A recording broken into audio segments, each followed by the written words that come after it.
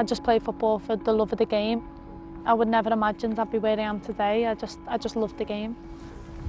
I went to the youth club every single day, a local youth club that eventually I ended up working in, but yeah, I'd be in there every day that it was on, every hour I'd be in the gym, just constant football with all lads, just any lads that came in, they'd be 3 or 4 years older than me, I'd still be in the gym playing, a little girl running around with them all.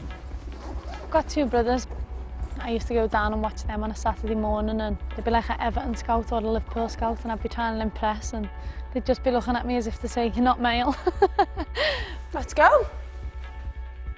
I got called so many different names. I used to get called a manhead and, you know, it got to me and there was a point when, you know, I thought, I can't do this anymore, I don't want to play football, it's not for girls, and my other mates were going out partying and into all the things that you are as a teenager, and it was difficult, but, you know, I am glad that I stuck with it, and I've made a lot of sacrifices, but, you know, I've only made them because it's something that I love, and I don't feel like I've missed out. If anything, my mates say to me now, you know, they're glad that I stuck at it, and I think they realise now the sacrifices that I made when I was younger were worthwhile.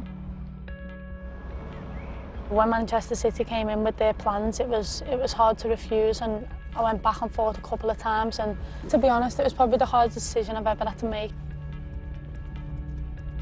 When I had my last meeting with Everton and they couldn't give me what I wanted, that made my mind up, so I was happy then.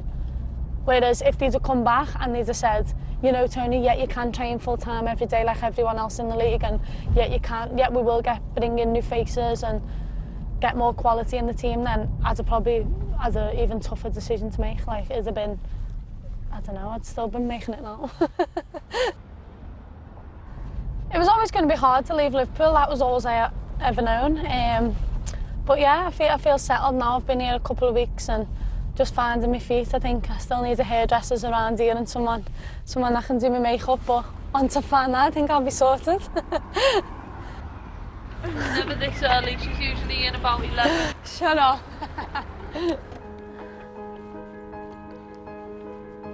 Thank you. It's a big change. People say you're only half an hour away and that's just down the road for them, but to me it's a big change. You know, I've always lived with my mum. Save me some porridge. Oh, it's gone.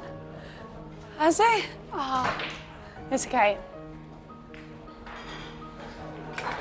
That's because of yous. No porridge left. To be on my own 2 feet now and, you know, doing what I love and waking up every day, and my focus is football, that's all it is. I'm going to training, I'm coming home, I'm eating right. Why? Because I've got a game the next day. My life is just football.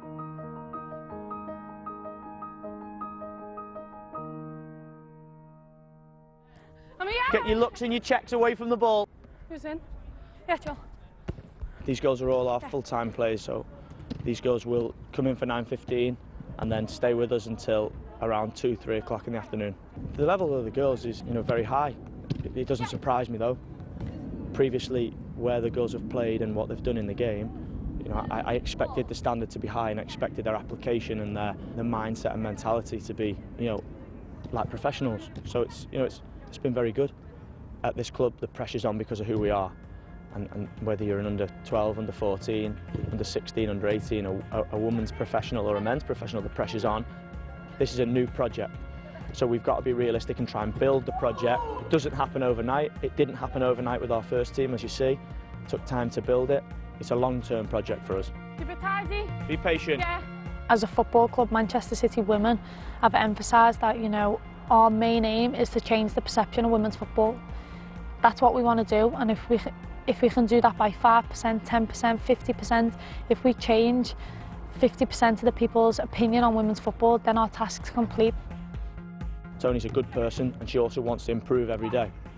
So she fits for us perfect. She's got the potential to do what she wants in the game. Got a bit of a dab on, haven't I?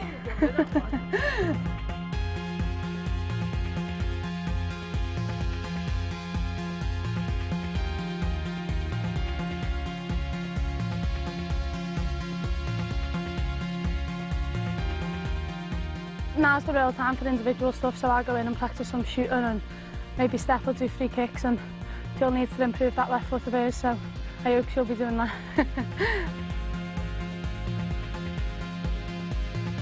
I've always scored goals throughout my career, always, whether that be when I was 8 or now. You know, I like to get on the ball, I like to get on the ball deep, and I'm a totally different striker to how people think. I'd say more like, say Wayne Rooney, like he's not yet out and out striker. I'm just like him, I just want to play football, I want to get on the ball and create chances, set people up or score myself.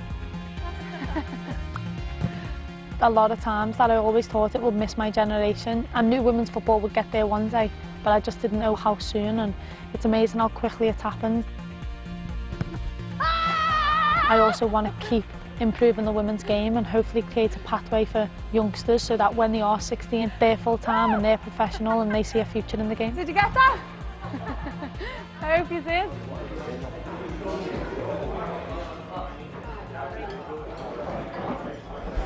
How you song, you all right?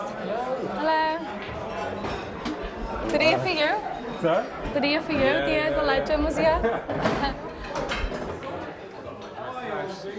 Yeah, please. We've been asked quite a lot whether there is a bit of a split in the camp, and I think it's important not to say that because we are full-time, that we're different, we're better, because it's not like that. We are one team and we are one squad, and yeah, in circumstances mean that some of the girls do have to work, and we've been that and out through our careers, so we've had part-time work as well as training, but we're lucky enough to be able to get in the ball every day, and we're not necessarily not doing fitness work on them on, it's just getting touches on the ball, working on, Toni's working on her shooting, defending, midfield runs kind of thing. Did you see that goal? No. But yeah, of course, I think it's important that we don't separate both the full-timers and the part-timers, because we are one squad and we're all trying to achieve the same thing.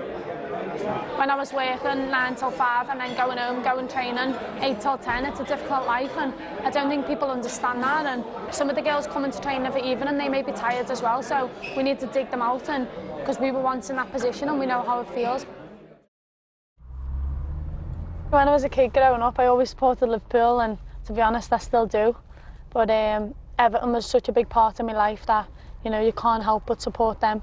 You know, I was at Everton Football Club since I was aged 8, so it's hard to not want them to do well and succeed. So at the minute I say I support Merseyside and Manchester City, of course, but the girls do skip me a lot for it. But can't help it, can I? I've got these ties. So if you just look ahead, that's our new training facility that we moved to in June. There's a stadium in there built for us as well, and the under-21s, the EDS squad. So it's going to be an amazing facility, and I can't wait to be in there. Here it is, the Etihad. The boys will just be coming out after finishing their session. We'll be going in to do our media. Might see a few more stars now, hopefully Aguero, maybe Dzeko. You all right? You good? Good luck tomorrow. Thank you. So we've just seen the Beast on his way out of his session from the Etihad, ready for their game against Sunderland tomorrow. I'm not sure he understood our language. Hello, you okay? This one's mine. What's that? My new car. We usually park ours here. Not only on women's football, but on women's sport, they have a perception of people who participate in sport that are female. That is wrong. I was a proper tomboy, but it's mad how it changes, because now I'm so girly. Like, the girls on the team are just like, you're so girly, and I'm always out shopping, I'm into fashion. Whereas when I was younger, until I was about 13, I'd be in my Liverpool kit, I'd have every trackie. I remember turning up to the England camp once, I had the full French trackie. I was a proper tomboy, but it's changed so much. Pitch looks good, doesn't it? Looking forward to playing Everton here on the 4th of May. Be a bit of a tasty fixture, but it's a nice stadium. It's new challenges. That's probably why, at the heart of it, why she's at City now. Yeah. It's another new challenge. From day one, you know, if my mum couldn't take me to training, and my granddad would be there with his car, and he'd sit there for 2 or 3 hours a night just watching me train. You know, he's been a massive impact, and I wouldn't have been able to do it without him, so I'm grateful for that. I'm great, mate, aren't I? I've been extremely proud. Toni's journey has been constant steps forward, and apart from the fact that she's prepared to put so much into it, it's the people that she's had around her that have encouraged her to go forward as well. Manchester City is another step on the road. It's another challenge, it's something new. And like everything else, she throws herself into it 110%, as she's done with the England challenge. To play for your country is always proud, but you know, when I see my family there and how happy they are when I play is just amazing, and one of the best memories I've ever got, to be honest, when we won the under-19 European Championships. My nan never ever came to a game, and fortunately she came to that game. It was at home, and you know, she was there with the European Cup, and you know, I'll hold that memory forever. And my nan was always close to me. Unfortunately, she passed away a couple of years ago, but you know, seeing how proud she was and the fact that she never ever got to games, but she got to that one, was important.